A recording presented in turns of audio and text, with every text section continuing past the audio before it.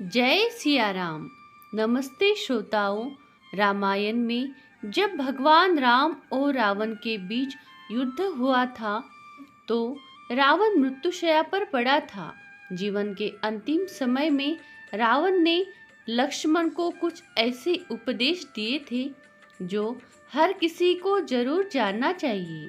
श्रोताओं, कथा शुरू करने से पहले हमारे धर्मी वॉइस चैनल को लाइक करें, सब्सक्राइब जरूर करें, शेयर करें और बेल आइकन वाला बटन दबा के कमेंट में जय सिया राम जरूर लिखें ताकि हमें श्रोताओं मोटिवेशन मिलता है।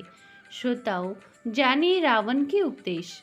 रावण भले ही एक राक्षस कुल का राजा था, लेकिन उसके जैसा दुनिया में दूसरा कोई व्यक्ति नहीं। इसलिए कहा जाता है कि रावण सिर्फ एक है। लंकाधिपति दशानन महाराज रावण अत्यंत बलशाली, महापराक्रमी योद्धा, परम शुभ भक्त, वेदों का ज्ञाता और महापंडित था। जानिए रावण की विशेषताएं। जैन शास्त्र में रावण को प्रति नारायण माना गया है। यही कारण है कि जैन धर्म के 64 शलाका पुरुषों में रावण का नाम भी शामिल है। रावण ब्रह्मज्ञानी और बहुविद्याओं का जानकार था। वह कई तरह के तंत्र, सम्मोहन, इंद्रजाल और जादू जानता था।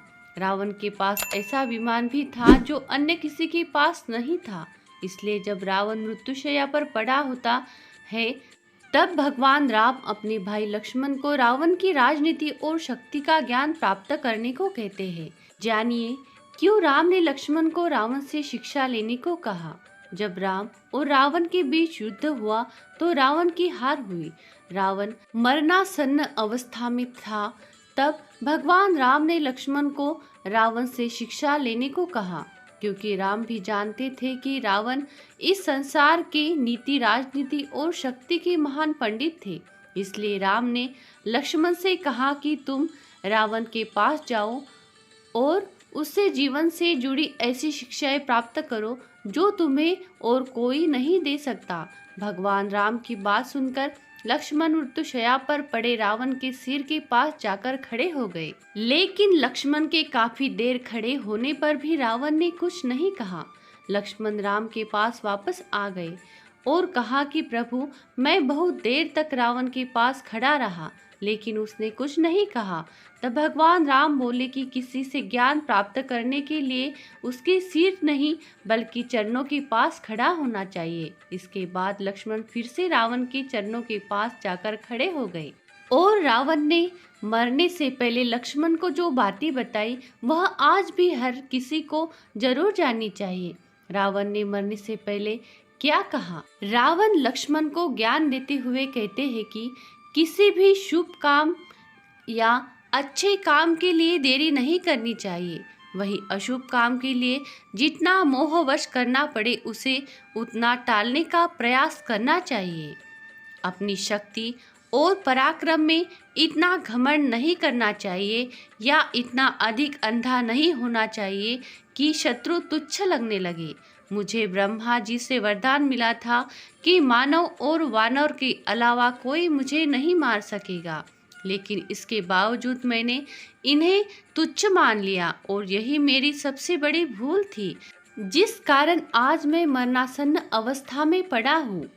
रावण का तीसरा उपदेश था कि अपने शत्रु और मित्र के बीच पहचान करने की समझ होनी चाहिए। कई बार हम शत्रु को अपना मित्र समझ लेते हैं जो कि बाद में हमारे शत्रु साबित होते हैं। वही जिसे हम शत्रु समझकर पराया कर देते हैं वही हमारे असली मित्र होते हैं। रावण ने लक्ष्मण को ज्ञान देते हुए कहा कि अपने जीवन के गूढ़ रहस्यों के बारे में किसी को भी नहीं बताना चाहिए, फिर चाहे वह आपका कितना भी सगा क्यों न हो। क्योंकि विभीषण जब लंका में था तब वह मेरा शुभेच्छुक था और जब वह राम की शरण में गया तो मेरे ही विनाश का कारण बन गया। रावण का आखिरी उपदेश था कि किसी भी पराई स्त्री पर बुरी नजर नहीं रखनी चाहिए, क्योंकि जो व्यक्ति पराई स्त्री पर बुरी नजर रखता है वह नष्ट हो जाता है। श्रोताओं, रावण के उपदेश में पूरी सच्चाई है।